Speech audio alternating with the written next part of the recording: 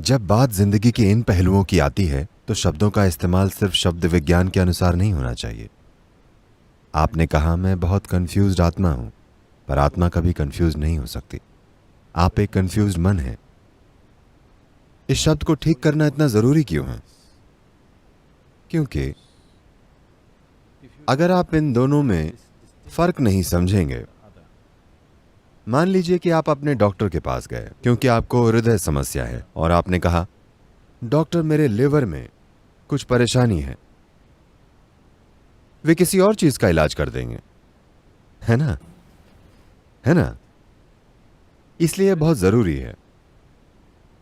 प्रश्न केवल अर्थ विज्ञान का नहीं है, बाल की खाल खींचने की भी बात नहीं है। यह बस ऐसा ही है। आपको हार्ट प्रॉब्लम है लेकिन आप लिवर के डॉक्टर के पास चले गए। ऐसे कोई समाधान नहीं निकलेगा क्योंकि ऐसे परेशानियां और बढ़ जाएंगी। क्योंकि वैसे भी अगर एक बार आप वहां गए तो उसे लिवर की सर्जरी करनी ही पड़ेगी, चाहे आपको लिवर की समस्या हो या ना हो। यह उस बिजनेस का हिस्सा है, ठीक है? इसलिए यह बहुत महत्वपूर्ण है। आपकी आत्मा कंफ्यूज नहीं हो सकती। और पहली बात यह है कि आप आत्मा के बारे में बात मत ही कीजिए क्योंकि आपको इसका अनुभव ही नहीं हुआ है। और अगर आप उस बारे में बात करते हैं जिसका आपको अब तक अनुभव ही नहीं हुआ है, तो अगर कड़े शब्दों में कहें तो ये झूठ बोलने के बराबर है। इसलिए ये पहला काम है जो आपको करना चाहिए। आपको झूठ बोलना बंद कर देना चाहिए। जो आपके लिए सच नहीं है उसके बारे में बात ना करें। हो सकता है ये गीता में कहा गया हो या वेदों में लिखा गया हो और हर कोई इसके बारे में बात कर रहा हो, इससे कोई फर्क नहीं पड़ता। अगर वो आपके लिए सच नहीं है तो उसके बारे में बात ना करें। आपको आत्मा, स्वर्ग और भगवान के बारे में बात नहीं करनी चाहिए क्योंकि ये चीजें आपके लिए फिलहाल सच नहीं है। अगर आप इन चीजों के बारे में बात नहीं करेंगे तो आपके अंदर एक खास इच्छा पैदा होगी जो आपको वहां तक ले जाएगी। अगर आप उसके बारे में बात करेंगे तो आप गपशप से संतुष्ट हो जाएंगे। असली चीज आपके साथ कभी नहीं होगी। आपको गपशप से संतोष हो जाएगा। गपशप बहुत संतोष देती है, आप जानते ही हैं।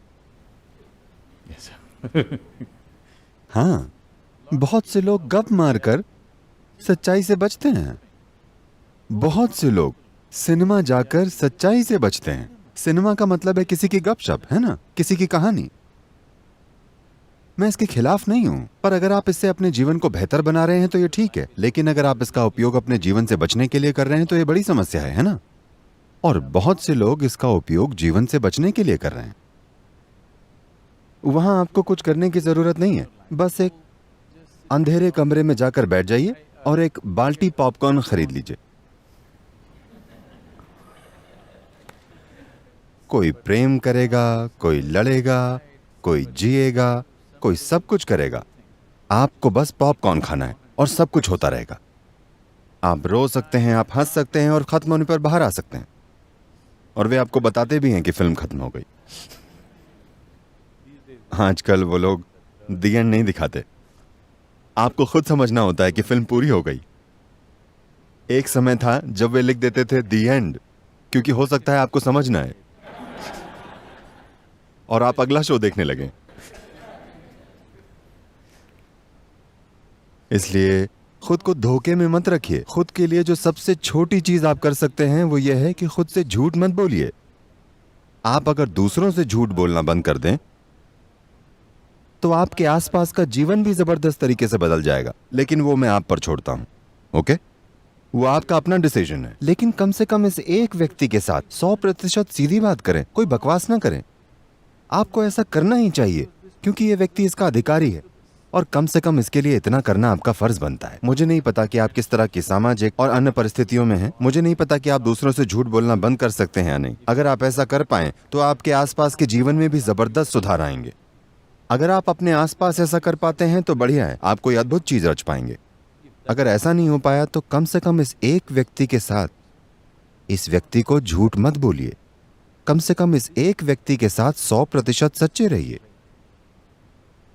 ऐसा बस इसलिए हो रहा है क्योंकि एक समय में इस संस्कृति में एक जीवंत आध्यात्मिक वातावरण था। उस समय से अब तक यह बहुत कम हो गया है। वो जबरदस्त आध्यात्मिक ऊर्जा तो चली गई, लेकिन वो सारे शब्द आज भी मौजूद हैं। आप जहां भी जाते हैं लोग अंतरात्मा, आत्मा, परमात्मा की बातें करते हैं। शब्द अब भी आम भाषा और सामान्य वातावरण में चल रहे हैं, पर वो आग बुझ गई है। एक तरह से ये एक सकारात्मक प्रभाव भी हो सकता था, लेकिन ये एक नकारात्मक प्रभाव भी है, क्योंकि आप सबसे ऊंची चीजों के बारे में सांसारिक तरीके से बात कर रहे हैं। गपशप की तरह बातें करने से सारी ऊंची चीजें गायब हो जाएंगी। चाय की दुकान में लोग गीता के बारे में बात करते हैं। People will, you know, चाय की दुकान में कोई खराबी नहीं है, लेकिन उसमें पवित्रता और फोकस की कमी है। पवित्रता का मतलब ये नहीं है कि आप उसे ऊंचा मानने लगे। पवित्रता को इस अर्थ में समझें कि अगर आपको दूध में हाथ डालना है तो आपको अपने हाथ साफ करने होंगे, है ना, वरना दूध खराब हो जाएगा। ये भी वैसा ही है। किसी चीज में हाथ डालने से पहले थोड़ा ध्यान रखना पड़ता है, वरना आप एक कंफ्यूज्ड आत्मा बन जाएंगे, जो कि असंभव है। लेकिन आपको ऐसा लगता है कि यह सच है। मन कंफ्यूज्ड हो सकता है, मन सिर्फ कंफ्यूज्ड ही हो सकता है। अगर किसी का मन स्पष्ट है तो वो इंसान कट्टर होगा। क्या आप समझ रहे हैं? मन का स्वभाव ही भ्रम में रहना है।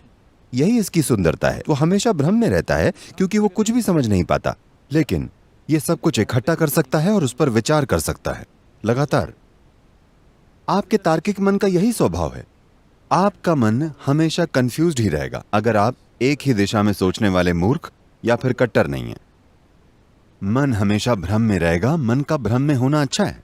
अगर आप अपने मन को संभालना जानते हैं, अगर आप अपने मन को व्यवस्थित करना जानते हैं, अगर आप चेतन रूप से अपने भ्रम की मात्रा को जबरदस्त रूप से बढ़ाना जानते हैं, अगर आप जागरूक होकर अपने भ्रम को संभालना जानते हैं, तो मन एक बहुत ही उपयोगी औजार है।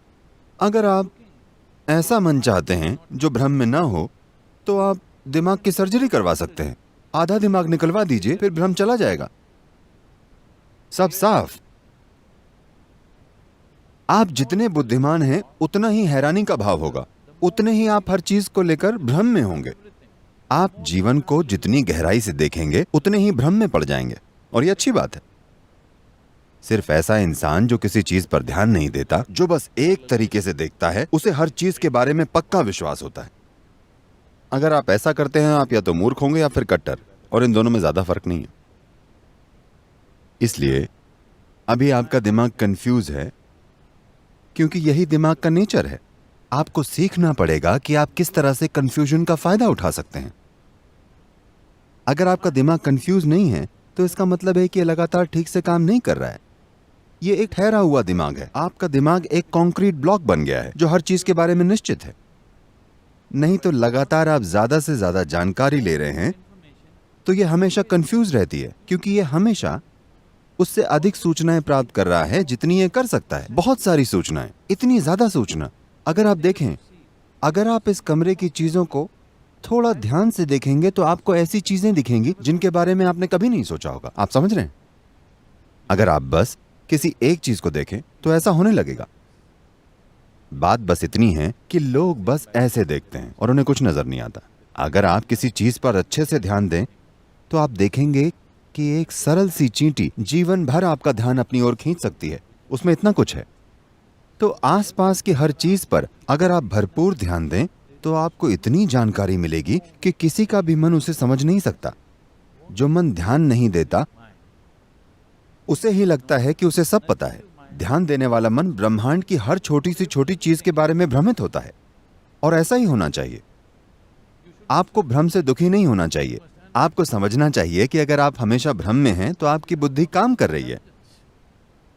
हाँ, तो जब आप अपनी आत्मा और मन को अलग अलग कर लेते हैं वैसे आपके अनुभव में तो आत्मा का अस्तित्व ही नहीं है। आप देखेंगे कि मन को हर दम हर दिशा से बहुत सी चीजें मिल रही हैं, हर समय, जागते हुए और सोते हुए भी। हमारी 5 इंद्रियां हमेशा अनुभव करती रहती हैं। ज्यादातर लोग इस बारे में जागरूक नहीं होते, तो उनका जीवन ठहरा हुआ और बोरिंग बन जाता है। भ्रम होने का मतलब है कि संभावना बाकी है। अंतिम नतीजे का मतलब है मृत्यु। इसलिए अंतिम नतीजे पर पहुंचने की और भ्रम को दूर करने की कोशिश मत कीजिए। भ्रम अच्छा है, इस समय ऐसी चीजों की कल्पना मत कीजिए जो सत्य नहीं है।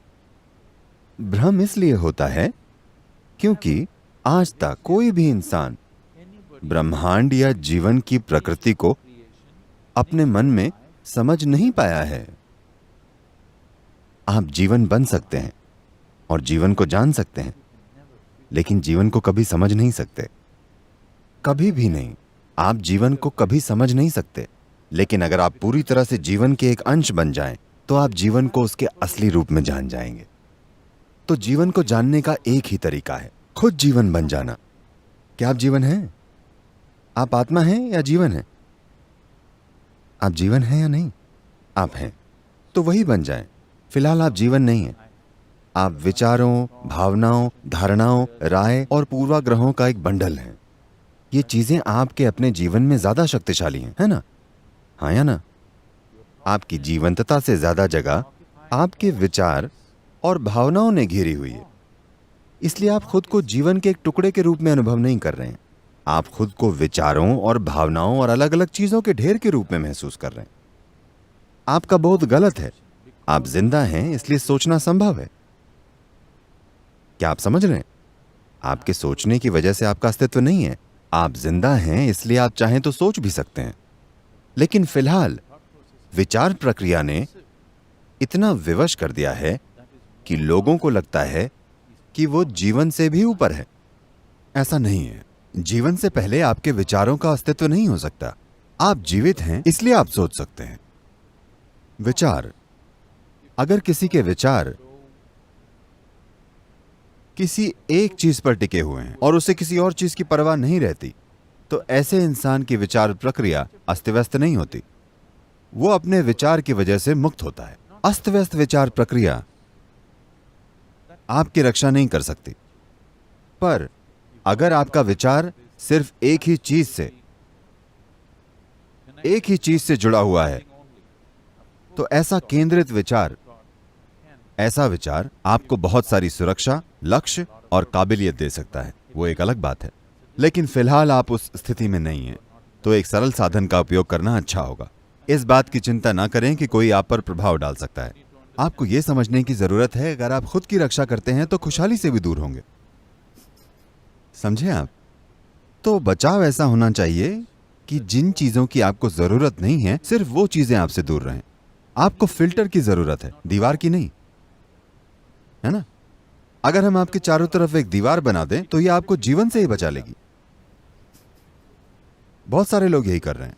वे अपने आप को मौत और खतरे से बचाना चाहते हैं, लेकिन वे खुद को जीवन से ही बचा लेते हैं। वे इतने सुरक्षित होते हैं कि जीवन भी उन्हें नहीं छूता। वे इतने सुरक्षित हैं। ऐसे न बने। जीवन को आपको छूना चाहिए। यहां तक कि अगर जीवन आपका दम घोंटने लगे, तब भी वो जीवन से अछूते रहने से बेहतर होगा। धन्यवाद।